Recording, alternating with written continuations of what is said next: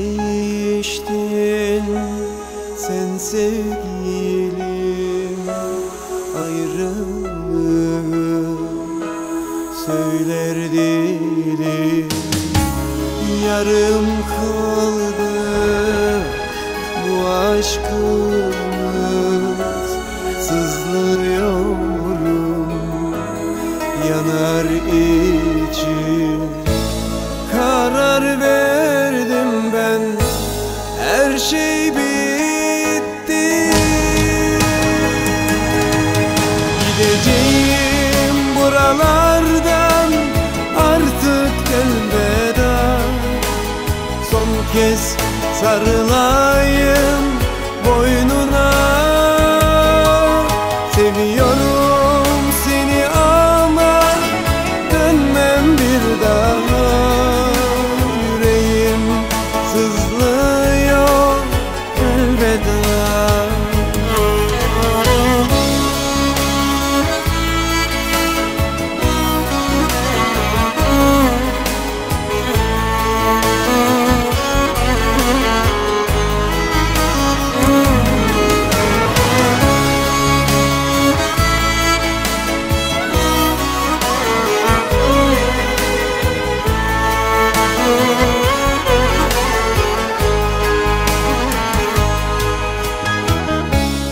Yıllar boyu aramıştım, seviyorsun çok sanmıştım.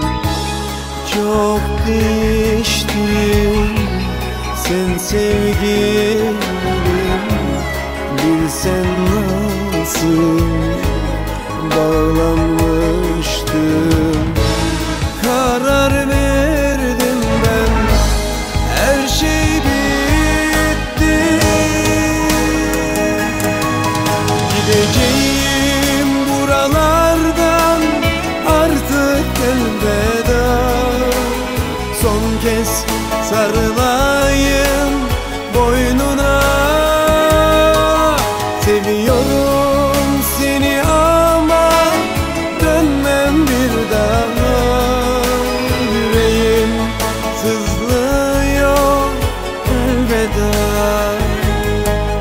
Gideceğim buralardan, artık elveda. Son kez sarılayım boynuna. Seviyorum seni ama dönmem bir daha. Yüreğim sızlıyor elveda.